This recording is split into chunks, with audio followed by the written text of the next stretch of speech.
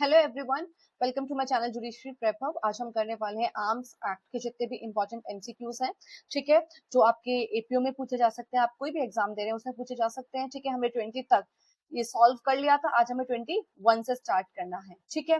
अब देखिए हमारा नेक्स्ट क्वेश्चन क्या है। 21 किससे डील करता है? Under section 21B ammunition includes, ठीक है। तो सेक्शन 21B के अनुसार बताइए एमिनेशन में क्या क्या शामिल होता है, ठीक है। एमिनेशन का मतलब क्या होता है? गोला बारूद। तो बम हो गए, ग्रेनेड्स हो गए, फ्यूजेस हो गए और पार्ट्स फॉर मैन्युफैक्चरिंग एमिनेशन। तो बताइए क्या ये सब एमिनेशन है, ये सब गोला बारूद है? तो मैंने आपको बताई थी इसकी ट्रिक, RTM ATM, ठीक है। आर से क्या था? वो रॉकेट वाली लाइन, रॉकेट में क्या था? रॉकेट, बम, ग्रेनेड, मिसाइल, ठीक है, ये सब चीजें। बाकी फिर टी से क्या था? हमारा टॉर्पिडो सर्विसेज और सबमरीन माइनिंग। फिर एम से क्या था? पार्ट और मशीनरी, ठीक है। उसके बाद क्या था? एटीएम और फिर था RTM, ठीक है। फिर हमारा आर से क्या था बताइए स्टूडेंट्स?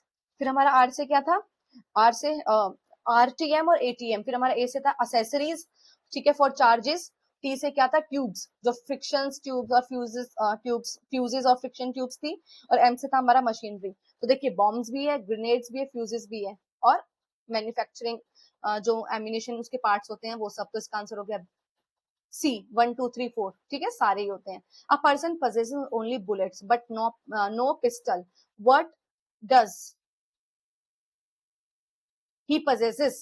देखिए ये कह रहा है कि किसी व्यक्ति के पास केवल गोलियां हैं, ठीक है, पिस्तौल नहीं है। अब देखिए जो पिस्टल होता है वो क्या है? वो एक फायर आर्म है, ठीक है। पिस्टल एक फायर आर्म ही तो हुआ। और इसमें जो बुलेट लगती है, बुलेट क्या होती है? एक एम्यूनेशन होती है। तो हम क्या बोलेंगे कि उसके पास क्या है? बताइए, सिर्फ फायर आर्म है, आर्म्स है, या ammunition only? Neither arms not ammunition. अब देखो आपका अगर कॉन्सेप्ट क्लियर है, इससे पहले वाली वीडियो में मैंने आपको सब कुछ बता दिया था, तो अगर आप वो वीडियो देख कर रहे हैं तो आपको पता ही है कि जो हमारा बुलेट होता है वो एम्यूनेशन होता है, जो पिस्टल होती है हमारी वो फायर आर्म होती है। तो इसका आंसर क्या होगा? सी, उसके पास सिर्फ एम्यूनेशन है, फायर आर्म नहीं है। विच of the following statement is correct? बताइए कौन सा इसमें से तथ्य सही है?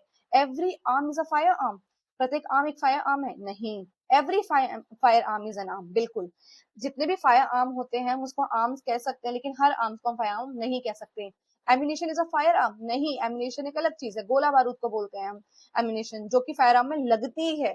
जैसे कि एक पिस्टल है, पिस्टल फायर आर्म होती है, उसके अंदर जो बुलेट लगा रहे हैं आप, वो एक एम्यूनेशन है। तो एम्यूनेशन फायर आर्म में लगती है, दोनों की चीज नहीं है।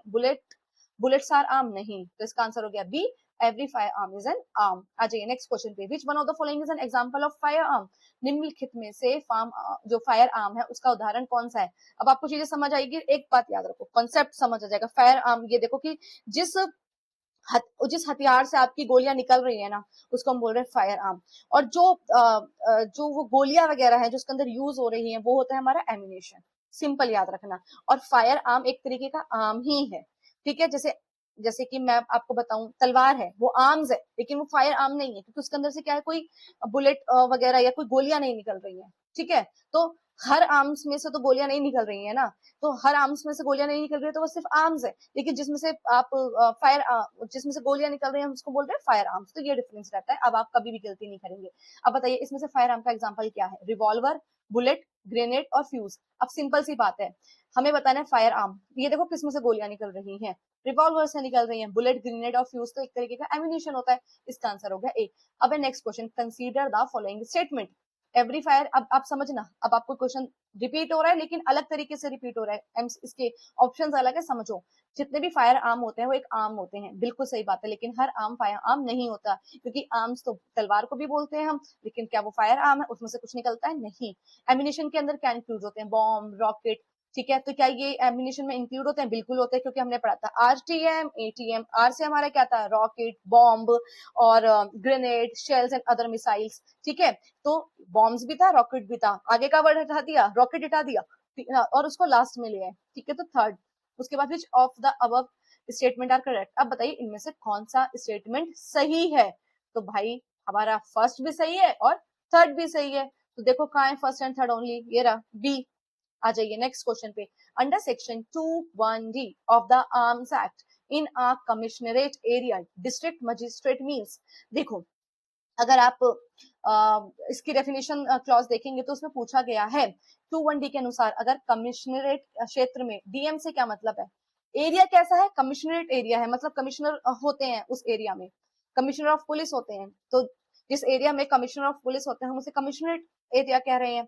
तो उसमें हम डीएम किसको कहें फिर, तो चीफ जुडिशियल मजिस्ट्रेट को हम डीएम कहें, कमिश्नर ऑफ पुलिस को हम डीएम कहें, सुप्रिंटेंडेंट ऑफ पुलिस को हम डीएम कहें, या डिस्ट्रिक्ट जज को हम पुलिस जो है डीएम कहें। इसका आंसर है बी, कमिश्नरेट ऑफ पुलिस जो होते हैं कमिश्नरेट एरिया में उसको हम डीएम कहते हैं, क्योंकि जरूरी नहीं है ना कि क्या कहते हैं किसी एरिया में अगर डीएम नहीं है, ठीक है, किसी एरिया में डीएम नहीं है और उस एरिया में कमिश्नर ऑफ पुलिस है, तो फिर हम कमिश्नर ऑफ पुलिस को ही डीएम मान लेंगे। क्यों? क्योंकि ये एक बहुत इंपॉर्टेंट एक्ट है, आर्म्स एक्ट है 1959 का, ठीक है, और बहुत जगह डीएम को पावर दी गई है। अब ऐसे में, और क्योंकि देखो ये बहुत ऐसा इसमें ऐसे ऑफेंस होने की संभावना रहती है जो बहुत ज्यादा हीनियस नेचर का होता है, फिर पावर किसको दे दी जाएगा, डीएम नहीं है तो फिर commissionerate area, commissioner of police को, ठीक है, याद रखना। और ये सिर्फ आर्म्स एक्ट के लिए है, सिर्फ आर्म्स एक्ट के लिए है ये, कमिश्नरेट ऑफ पुलिस और डिप्टी कमिश्नरेट ऑफ पुलिस जिसको स्टेट गवर्नमेंट ने अपॉइंट किया है हम उसको डीएम मानेंगे, ठीक है। उसके बाद आ जाइए नेक्स्ट क्वेश्चन पे, द स्टेट गवर्नमेंट में स्पेसिफाई विच ऑफिसर एज डीएम इन अ कमिश्नरेट एरिया। देखो इसमें बोला है राज्य सरकार कमिश्नरेट क्षेत्र में किस अधिकारी को डीएम घोषित कर सकती है, डिप्टी कमिश्नर ऑफ पुलिस को, सेशन जज को, कलेक्टर को, या फिर सुप्रिंटेंडेंट ऑफ पुलिस को। तो एक बात याद रखना, जो स्टेट गवर्नमेंट होती है वो कमिश्नरेट एरिया में डिप्टी कमिश्नर ऑफ पुलिस को कह सकती है कि आज से आप डीएम साहब, याद रखना, ठीक है। स्टेट गवर्नमेंट डिप्टी जो है commissionerate of deputy commissioner of police को क्या बोल सकती है, आज से आप डीएम साहब। तो इसका आंसर हो गया A. Firearms means arms designed or adapted to discharge a projectile by. Firearm से अभिप्राय क्या है, फायर आर्म एक ऐसा हथियार होता है जो प्रोजेक्टाइल को किसके द्वारा छोड़ते हैं, प्रोजेक्टाइल मतलब जैसे बुलेट वगैरह हो गई है ना, आप जब इसमें आप फायर आर्म में जब आप गोली को, ठीक है, जब गोली बाहर निकलती है, जैसे रिवॉल्वर से गोली बाहर निकलती है, तो वो किस चीज से निकलती है, या तो उसके अंदर कोई विस्फोटक कोई एक्सप्लोसिव सब्सटेंस होगा, या फिर उसके अंदर कोई एनर्जी होगी। तो बताइए, तो वो कैसे, उसको जो प्रोजेक्टाइल होता है उसको हम किसके द्वारा छोड़ते हैं, मैकेनिकल फोर्स लगाते हैं उसके अंदर, केवल यांत्रिक बल से, या फिर explosive or other form of energy, विस्फोटक या अन्य ऊर्जा, ठीक है, या फिर मैनुअल फोर्स, हाँ, मानव खुद उसके अंदर फोर्स लगाता है, बहुत तेज उसमें बुलेट में एनर्जी क्या कहते हैं लगाता है, फिर जाके बुलेट निकलती है, मतलब प्रोजेक्टाइल, या फिर एयर प्रेशर ओनली। तो इसका आंसर है बी, ठीक है, विस्फोटक या अन्य ऊर्जा से फिर क्या होता है, गोली बाहर निकलती है। तो फायर आर्म एक ऐसा हथियार होता है। फिर है question number 29, which of the following is included in the definition of fire arms. निम्नलिखित में से कौन फायर आर्म की परिभाषा में सम्मिलित है, बताइए। इसमें से हम किसको बोलेंगे कि ये फायर आर्म्स हैं, silencer, part of fire arms, machinery for manufacturing fire arms, या फिर D all of the above. देखिए फायर आर्म्स में क्या क्या शामिल है, अगर आप फायर आर्म्स की डेफिनेशन देखेंगे, ठीक है, उसमें क्या लिखा हुआ है फायर आर्म्स में, फायर आर्म्स में बताइए क्या क्या लिखा हुआ है,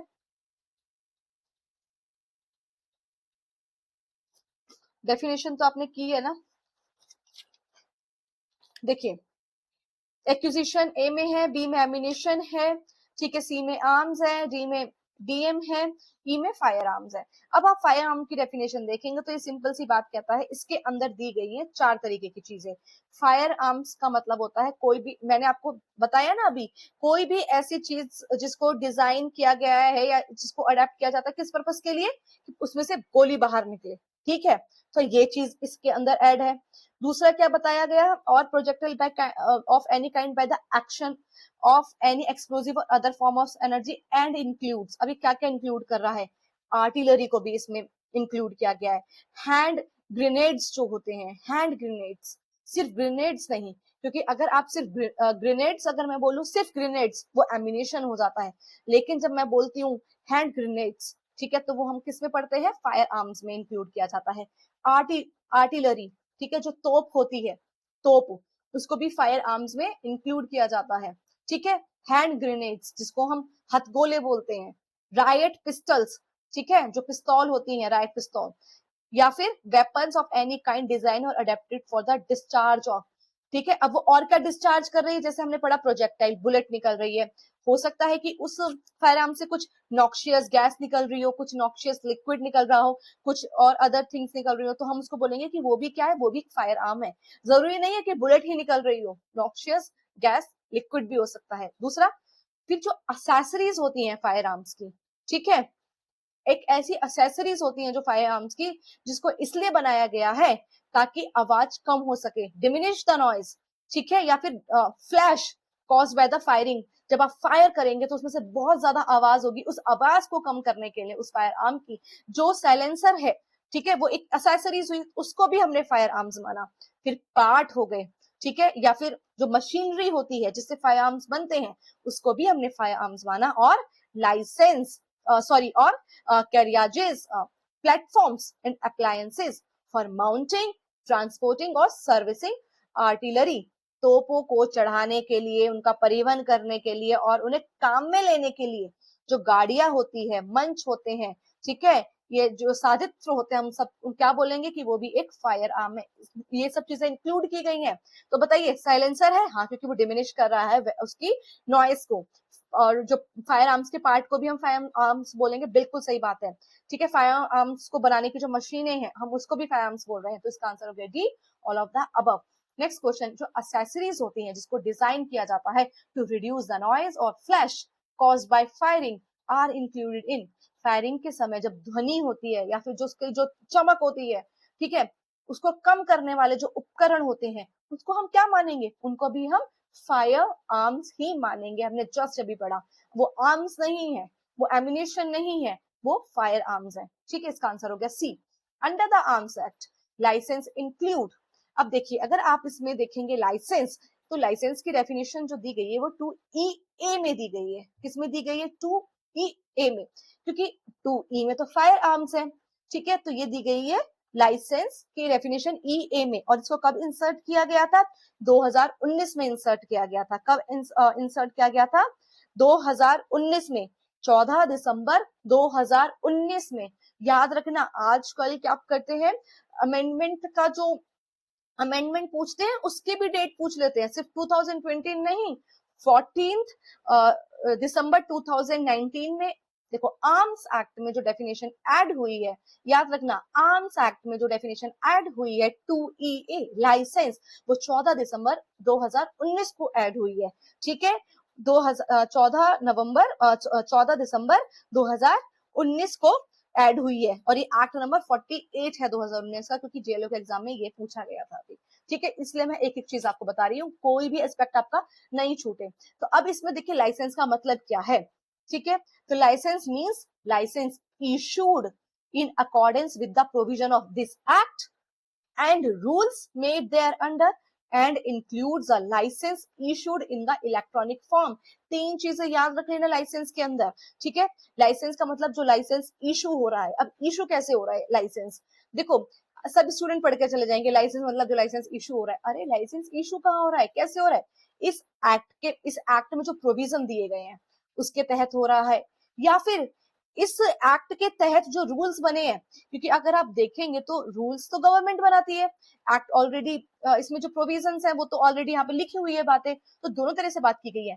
जो एक्ट में लिखा है वो भी उसके थ्रू अगर आपको लाइसेंस इशू हो रहा है, या फिर रूल्स के अकॉर्डिंग आपको लाइसेंस इशू हो रहा है, या फिर आपको इलेक्ट्रॉनिक फॉर्म में, तो दो तरीके के आपके लाइसेंस हो गए, फिजिकल फॉर्म में और इलेक्ट्रॉनिक फॉर्म में। और तीन तरीके से इशू हो रहे हैं, इलेक्ट्रॉनिक फॉर्म में इशू हो रहे हैं, आपके एक्ट के प्रोविजंस के तहत हो रहे हैं, ठीक है, रूल्स के तहत हो रहे हैं। तो अब बताइए, तो आर्म्स एक्ट के अनुसार लाइसेंस में क्या क्या शामिल है? Oral permission, electronic licence, temporary pass या identity card.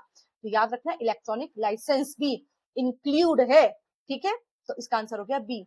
Next, licensing authority का मतलब क्या है? अब यहाँ पे जो लाइसेंस को इशू कर रही है वो लाइसेंसिंग अथॉरिटी है। अब अगर आप देखेंगे इसका जो 2F है, वो बात करता है लाइसेंसिंग अथॉरिटी की, अनुज्ञापन प्राधिकारी की।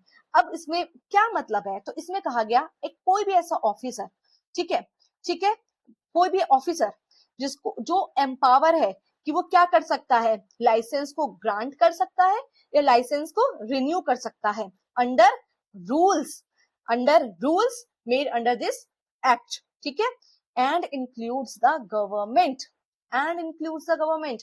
तो लाइसेंसिंग अथॉरिटी क्या हो गई, एक तो ऑफिसर ऑफ अथॉरिटी हो गई जिसको एम्पावर किया गया है और इंक्लूड किया जा रहा है गवर्नमेंट को भी, तो गवर्नमेंट भी लाइसेंसिंग अथॉरिटी होती है आर्म्स एक्ट के तहत, ये याद रखना। अब आ जाइए इसके क्वेश्चन देखते हैं। A authority empower to grant licence or to renew licence, licence जारी या लाइसेंस नवीनीकरण करने के लिए अधिकृत प्राधिकारी, ठीक है, तो ये तो है। ओनली द सेंट्रल गवर्नमेंट, केवल केंद्र सरकार नहीं, सॉरी जो मैंने बोला था state government, if I said the state government, so the word was not state government, it was only the government, so it can be state government or central government, ठीक है। तो देखिए बी बात कर रहे हैं ओनली द सेंट्रल गवर्नमेंट, नहीं only the central government word नहीं है, सिर्फ गवर्नमेंट वर्ड लिखा है। सी ओनली द स्टेट गवर्नमेंट नहीं, डी एनी पुलिस ऑफिसर नहीं, तो फिर ए इसका राइट आंसर हो गया। लाइसेंस जारी करना या उसके नवीनीकरण के लिए जो अधिकृत प्राधिकारी होता है हम उसको बोलते हैं लाइसेंसिंग अथॉरिटी। और अगर आपके एग्जाम में इंग्लिश और हिंदी भी पूछी जाती है फिर तो आपके लिए बेस्ट है, जिस तरीके से आप प्रोनाउंसिएशन करेंगे उसी तरीके से आपका एमसीक्यू अगर हिंदी में आ जाता है तो आप देख, क्योंकि जैसे यहाँ पे लिखा है अधिकृत, अब ये अधिकृत नहीं है अधिकृत है, इसी तरीके से आप याद रखना अगर हिंदी में एमसीक्यू बन जाए तो। Next question, under the arms act the term magistrate means. अब जैसे हमने क्वेश्चन सॉल्व किया था अभी, डीएम का मतलब किया तो हमने देखा था कि कमिश्नरेट एरिया में जहाँ पे कमिश्नर ऑफ पुलिस है उसको डीएम बोल देंगे, क्योंकि देखो हर जिले में डीएम तो है, लेकिन अगर कमिश्नरेट एरिया है वहां पे तो डीएम साहब नहीं थे ना, तो वहां पे तो कमिश्नर ऑफ पुलिस थे, हमने उनको डीएम मान लिया। स्टेट गवर्नमेंट ने डिप्टी कमिश्नर ऑफ पुलिस को डीएम बना दिया। अब यहाँ पे बात कर रहे हैं सिर्फ मजिस्ट्रेट। आर्म्स एक्ट में हम मजिस्ट्रेट जो टर्म पढ़ रहे हैं, तो आर्म्स एक्ट के अनुसार जो मजिस्ट्रेट है उसका अर्थ क्या है, जुडिशियल मजिस्ट्रेट की बात हो रही है यहाँ पे, एग्जीक्यूटिव मजिस्ट्रेट की बात हो रही है, मेट्रोपॉलिटन मजिस्ट्रेट की बात हो रही है, सेशन जज की। एक बात याद रखना, आर्म्स एक्ट में मजिस्ट्रेट का मतलब एग्जीक्यूटिव मजिस्ट्रेट होता है, ठीक है, क्या होता है एग्जीक्यूटिव मजिस्ट्रेट। और आर्म्स एक्ट में मजिस्ट्रेट की जो डेफिनेशन है वो सेक्शन 2 के डबल एफ में दी गई है, सेक्शन 2 के डबल एफ में दी गया मजिस्ट्रेट, ठीक है। तो मजिस्ट्रेट का मतलब क्या, जो एग्जीक्यूटिव मजिस्ट्रेट है, और किस एक्ट के तहत, CrPC code of criminal procedure code 1973, act number 2 of 1974। अब एक बात याद रखना, सीआरपीसी तो पहले था, तो अब क्या है, अब है बीएनएसएस, तो कंफ्यूज नहीं होना है, अगर बीएनएसएस दे दे और सीआरपीसी दे दे तो आपको याद रखना है, आपको सीआरपीसी वर्ड टिक करना है। और आप देखिए अपने आंसर तक कैसे पहुंच सकते हैं, मैं उसका एग्जांपल देती हूँ। ये आर्म्स एक्ट है, ये आर्म्स एक्ट 1959 का है, ये आर्म्स एक्ट किसका है, 1959 का है। अब यहाँ पे सीआरपीसी दी हुई है, तो यहाँ पे सीआरपीसी 1973 वाली दी है, तो याद रखना ये क्यों, क्योंकि अब यहाँ पे सिर्फ एफ नहीं लिखा, यहाँ पे लिखा है डबल एफ, इसीलिए क्योंकि बाद में है, ठीक है, तो इसको याद रखना है डबल एफ। तो एग्जीक्यूटिव मजिस्ट्रेट और CrPC. Next question, consider the following statement, निम्नलिखित कथनों पर विचार कीजिए। जो इलेक्ट्रॉनिक लाइसेंस होते हैं वो रिकॉग्नाइज है अंडर द आर्म्स एक्ट, बताइए। जो फायर आर्म्स होती हैं वो इंक्लूड करती है machinery for manufacturing fire arms, ये भी हमने पढ़ा था। अब और इलेक्ट्रॉनिक लाइसेंस होता है उसको भी रिकॉग्नाइज किया गया आर्म्स एक्ट के अंदर, ये भी हमने पढ़ा था, ये भी सही है। मजिस्ट्रेट मींस जुडिशियल मजिस्ट्रेट नहीं, ये गलत है, मजिस्ट्रेट मींस एग्जीक्यूटिव मजिस्ट्रेट। तो कौन सा आंसर सही है इसका, बी सही है ना, 1 एंड 2 ओनली, तो इसका आंसर हो गया B. Next question, which of the following is correctly matched, आइए इसको करेक्टली मैच करते हैं आर्म्स एक्ट के पर्सपेक्टिव में, आपको देखना है। तो डीएम का मतलब क्या, कमिश्नर ऑफ पुलिस, ठीक है, आर्म्स एक्ट में कमिश्नर ऑफ पुलिस को अगर कमिश्नरेट एरिया है, ये भी वर्ड याद रखना, कमिश्नरेट एरिया है तब जहाँ पे कमिश्नर, फिर वहां पर कमिश्नर ऑफ पुलिस है तो डीएम साहब है। फायर आर्म्स में हमने साइलेंसर भी देखा था ना, क्यों, क्योंकि वो नॉइस को कम कर रहा है, रिड्यूस कर रहा है, और जो भी फायर आर्म की नॉइस को रिड्यूस करेगा तो वो जो चीज है हम उसको भी फायर आर्म कहेंगे, ठीक है। और लाइसेंस क्या है, तो लाइसेंस में हमने देखा था दो तरीके के लाइसेंस है, फिजिकल लाइसेंस भी और इलेक्ट्रॉनिक लाइसेंस भी, तो फिजिकल फॉर्म में भी था और इलेक्ट्रॉनिक फॉर्म में भी था। तो इसका आंसर क्या है, ए का 1, बी का 2, सी का 3, सो ए इज द राइट आंसर। अब आ जाए प्रिस्क्राइब, आपको पता है प्रिस्क्राइब का मतलब क्या होता है, prescribed by rules made under this act. अब देखिए यहाँ पे जो वर्ड यूज हुआ है सिर्फ इतना हुआ है, prescribed means prescribed by rules made under this act. तो बताइए सेंट्रल गवर्नमेंट, क्योंकि बच्चे हो जाएंगे कंफ्यूज, उन्हें लगेगा आर्म्स एक्ट है 1959 का है, एक सेंट्रल एक्ट है, तो वो टिक कर देंगे सेंट्रल गवर्नमेंट, नहीं, प्रिस्क्राइब मींस हमेशा प्रिस्क्राइब्ड बाय रूल्स होता है, तो इसका आंसर होगा B, prescribed by rules made under the act, अधिनियम के अधीन बनाए गए नियमों द्वारा निर्धारित, ठीक है। तो 20 का राइट आंसर है। देखो स्टूडेंट, अगर इस तरीके से आप अपनी प्रिपरेशन करने लगोगे ना, क्योंकि मैं सिर्फ माइनस जो हमारे एक्ट्स होते हैं या हमारे जो लोकल लॉज होते हैं, मैं उन्हीं को स्टूडेंट्स को कवर कराती हूँ, उसी पर कमांड डेवलप कराती हूँ। तो अगर आप नए हैं ना मेरे चैनल पर, आप अभी इस चैनल को सब्सक्राइब कर लेना, क्योंकि आने वाले टाइम में आपके जितने भी एग्जाम्स होंगे, माइनर लॉज और लोकल लॉज को मैं आपको इतने अच्छे तरीके से कवर करा दूंगी, जिस तरीके से मैं अभी बता रही हूँ ना, बार बार बोल बोल के एग्जाम में आपको दूसरा थॉट आएगा ही नहीं, आप इतना कॉन्फिडेंट हो जाएंगे, आपको ऑप्शन देखते ही आपका जो बेस्ट आंसर है आपको वो नजर आ जाएगा, कंफ्यूजन क्रिएट ही नहीं होगी। ठीक है, तो नए हैं तो चैनल को जरूर सब्सक्राइब कर लेना। और एक आपसे रिक्वेस्ट है, आप वीडियोस देखते हैं, आप अच्छे से कमेंट नहीं करते हैं, आप वीडियो को लाइक भी नहीं करते हैं, आप वीडियो को शेयर भी नहीं करते हैं। ठीक है, मैं इतना एफर्ट कर रही हूँ आपके लिए, तो एक छोटा सा एक अच्छा सजेशन तो आपकी तरफ से भी बनता है ना। ठीक है स्टूडेंट्स, तो next question, which authority may notify any article as prohibited ammunition. देखो इस एक्ट के अंदर आप कुछ चीजें देखेंगे, मैं आपको अभी बताती हूँ, जैसे कि मैंने आपको ये क्लियर कर दिया, आर्म्स, फायर आर्म्स, एम्यूनेशन। ठीक है, अगर आपको इन तीनों चीजों में से कुछ चीज अपने पास रखनी है, एक्वायर करनी है, अपने पास रखनी है, आप लाइसेंस लेकर वो चीजें रख सकते हैं। एक होता है प्रोहिबिटेड एम्यूनेशन। प्रोहिबिटेड एम्यूनेशन ये कहते हैं कि आप वो प्रोहिबिटेड एम्यूनेशन तो अपने पास रख ही नहीं सकते हैं। ठीक है, और अगर आप प्रोहिबिटेड एम्यूनेशन वाले जो एम्यूनेशन है, ठीक है, अगर आप उसको सेंट्रल गवर्नमेंट ही होती है, ठीक है, वो क्या करती है, जब आपको स्पेशली ऑथराइज करेगी तभी आप रख सकते हैं, अदरवाइज आप जो ये प्रोहिबिटेड आर्म्स एंड एम्यूनेशन होते हैं उसको पजेस नहीं कर सकते, उसको एक्वायर नहीं कर सकते। अब ये क्वेश्चन ये पूछ रहा है, कौन सी गवर्नमेंट ये घोषित करेगी कि ये जो वस्तु है ना ये प्रोहिबिटेड एम्यूनेशन है। तो ये सेक्शन 7 है जो प्रोहिबिटेड एम्यूनेशन की बात करता है। तो आप देखेंगे वहां पर जो अथॉरिटी है कि कौन सा जो वस्तु है हम उसको जो प्रोहिबिटेड एम्यूनेशन में डालना है, ठीक है, तो वो पावर किसके पास है, स्टेट गवर्नमेंट के पास और सेंट्रल गवर्नमेंट के पास, डीएम के पास, या लाइसेंसिंग अथॉरिटी के पास। Which authority may notify any article as prohibited ammunition. तो बताइए इसका आंसर क्या है, इसका आंसर है C, central government. Central government by official gadget any prohibited arms or prohibited ammunition unless he has been specifically authorized by the central government in this behalf। ठीक है,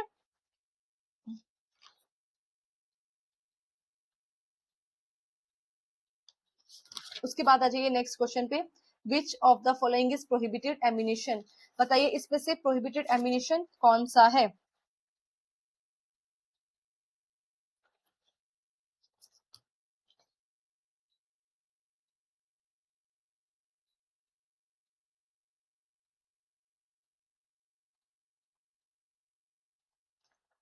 missile, rocket, grenade, all of the above. देखिए section 7 में साफ लिखा हुआ है कि जो भी प्रोहिबिटेड एम्यूनेशन है आप उसको क्या नहीं कर सकते, एक्वायर नहीं कर सकते, पजेस नहीं कर सकते। और अब आपको ये बताना है कि इसमें से प्रोहिबिटेड एम्यूनेशन कौन सा है। तो बताइए इसका आंसर क्या होगा। तो अगर इसका डेफिनेशन क्लॉज अगर आप देखेंगे, ठीक है, सेक्शन 2 का क्लॉज एच जो कि प्रोहिबिटेड एम्यूनेशन की बात करता है, और जो हमने अभी क्वेश्चन पढ़ा था ना ये कौन नोटिफाई करेगा, ये 2H में ही है, वो मैंने आपको बताया था कि प्रोहिबिशन सेक्शन 7 में है, और कौन नोटिफाई करेगा ये सेक्शन 2 के जो डेफिनेशन क्लॉज है उसके H में है, प्रोहिबिटेड एम्यूनेशन। ठीक है, तो वहां लिखा हुआ है central government may notify in the official gazette. ठीक है, specified to be prohibited ammunition. एक बात हमेशा याद रखना, जहाँ पे भी ऑफिशियल वर्ड लिखा होता है ना ऑफिशियल गैजेट में नोटिफाई करना पड़ेगा, उसको याद रखना, क्योंकि कहीं कहीं पर ऑफिशियल गैजेट में नोटिफाई करने की जरूरत नहीं होती है। ठीक है, तो ये प्रोहिबिटेड अगर आप बता रहे हैं कि किसी भी चीज को ये प्रोहिबिटेड एम्यूनेशन है, तो सेंट्रल गवर्नमेंट एक बार आप ऑफिशियल गैजेट में नोटिफाई कर दो ताकि लोगों को पता चल जाए। अब बताइए इनमें से कौन सा प्रोहिबिटेड एम्यूनेशन है। तो देखिए कौन कौन से प्रोहिबिटेड एम्यूनेशन है इसमें दिया हुआ है। एक तो कोई भी जैसे एम्यूनेशन, कोई भी एम्यूनेशन जो कंटेन कर रहा है कोई भी नॉक्शियस लिक्विड गैस और अदर थिंग्स, एक तो ये है। दूसरा इंक्लूड कर रहा है इसमें रॉकेट, बॉम्ब्स, ग्रेनेड्स, ठीक है, shell, missile articles design for torpedo service and submarine mining, and other article as state government notified. तो इसमें आ जाएगा D, all of the above. ये सारे प्रोहिबिटेड एम्यूनेशन है। आप खुद बताओ क्या अपने पास रखोगे? या मिसाइल, रॉकेट, ग्रेनेड नहीं रखोगे, ये प्रोहिबिटेड एम्यूनेशन है। ठीक है, कुछ एम्यूनेशन होते हैं जैसे बुलेट वगैरह हो गई, तो वो तो लोग फिर भी अपने पास रखते थे पिस्टल वगैरह में, लेकिन ये सब नहीं रखते हैं। ठीक है, 39, a firearm which continuously fires as long as the trigger is pressed is called. एक ऐसा, देखो जैसे कि आपको देखेंगे जिसको रिवॉल्वर है, तो आप जितनी बार उसको उसके ट्रिगर को प्रेस करेंगे वो उतनी बार एक ही गोली निकलेगी उसमें से। लेकिन ऐसा कौन सा फायर आर्म है, अगर आपने एक बार ट्रिगर को प्रेस कर दिया ना, उसमें से कंटिन्यूसली उसमें क्या है, जो है फायर, जो कंटिन्यूसली फायर करता रहेगा जब तक कि उस ट्रिगर से जो है, आप जब तक उसमें जो है ट्रिगर को प्रेस करके रखते हैं तब तक कंटिन्यूसली फायरिंग होती रहेगी। तो ऐसे फायर आर्म्स जो होते हैं, ठीक है, उसको हम क्या कहते हैं? वो नॉर्मल फायर आर्म्स होते हैं, ऑर्डिनरी आर्म्स होते हैं, प्रोहिबिटेड आर्म्स होते हैं, या फिर हम उसको एम्यूनिशन कहते हैं। वह फायर आर्म्स जो ट्रिगर दबाए रखने तक लगातार गोली चलाते रहते हैं, ऐसे को हम क्या कहते हैं? ये होते हैं हमारे प्रोहिबिटेड आर्म्स। ठीक है, ये हमारे प्रोहिबिटेड आर्म्स होते हैं। ठीक है, उसके बाद प्रोहिबिटेड आर्म्स की डेफिनेशन दी हुई है 2 के आई में। वो यही बात कर रहा है कि हम प्रोहिबिटेड आर्म्स उनको बोलेंगे, ऐसा फायर आर्म्स, ठीक है, जब तक उस पर ट्रिगर पर आप प्रेशर रखते हैं तब तक उसमें से कंटिन्यू क्या है, मिसाइल जो है डिस्चार्ज होती रहती है जब तक कि प्रेशर उस पर से हटा ना दो। ठीक है, या फिर जो मैगजीन है जब तक खाली ना हो जाए। ठीक है, जैसे एक साथ उसमें जितनी भी गोलियां लगती हैं, और वो पूरी जब तक, अगर आपने एक बार उसको प्रेस कर दिया तो जब तक जितनी गोलियां वो एक साथ खत्म ना हो जाए वो रुकेगा नहीं। ठीक है, तो इसको हम बोलते हैं, ये हमारी प्रोहिबिटेड आर्म्स होती हैं। ठीक है, और उसमें और क्या बताया गया है? ऐसे वेपन्स जो डिस्चार्ज कर रहे हैं नॉक्शियस लिक्विड गैस और other such things. Which of the following is included in prohibited arms? बताइए, एंटी एयरक्राफ्ट गन, क्या इसको प्रोहिबिटेड आर्म्स में शामिल किया गया है? अब देखिए इसके अंदर दूसरा पार्ट भी है। फायर आर्म्स जो प्रोहिबिटेड आर्म्स है, इसके अंदर दो पार्ट थे। एक तो जो फायर आर्म्स जो कंटिन्यू मैगजीन वगैरह निकलती रहेगी, दूसरा वो वेपन्स जो नॉक्शियस सब्सटेंस रिलीज कर रहे थे। तीसरा बोल रहा है artillery, anti craft and anti tank fire arms and such other arms as central government may by notification the official gazette specified to be prohibited arms। ये भी इंक्लूड किया गया है। क्या क्या? एंटी क्राफ्ट और एंटी टैंक फायर आर्म्स। तो anti craft, anti tank gun और ऑटोमेटिक मशीन गन, ये सब क्या है? इंक्लूडेड है। ऑटोमेटिक मशीन गन वही तो होगी ना, जब तो एक बार आपने ट्रिगर पे प्रेशर अप्लाई कर दिया तो वो कंटिन्यू रहेगा। ठीक है, तो डी हो गया इसका all of the above answer. Next, public servant under the arms act has the same meaning as under. Arms act में पब्लिक सर्वेंट का क्या अर्थ होता है? तो देखो सिंपल सी बात है, इसमें बताया गया पब्लिक सर्वेंट वो होगा जो क्या है, आईपीसी के सेक्शन 21 में है। तो इसका आंसर क्या है? भारतीय न्याय संहिता नहीं, आईपीसी का सेक्शन 21। जैसे कि हमने क्या पढ़ा था, एग्जीक्यूटिव मजिस्ट्रेट किस एक्ट के तहत? सीआरपीसी 1973 के तहत, ऐसी आईपीसी 1860 के तहत। ठीक है स्टूडेंट्स, तो आज हम इतना ही रखते हैं। अब नेक्स्ट पार्ट हम नेक्स्ट पार्ट जो नेक्स्ट वीडियो होगा उसमें हम आगे के सेक्शंस को, इसके आगे के जो क्वेश्चंस हैं उनको इंक्लूड करेंगे। आई होप आपको इस तरीके से समझ आ रहा होगा। और मैं एक बार आपसे फिर से कहूंगी कि इस वीडियो को ज्यादा से ज्यादा शेयर कीजिए। ठीक है, लाइक जरूर कीजिए, क्योंकि देखो एफर्ट्स लगता है और हम भी एक्सपेक्ट करते हैं स्टूडेंट से कि थोड़ा सा तो एक्नॉलेजमेंट मिले ना। So that's all for today, bye bye, take care.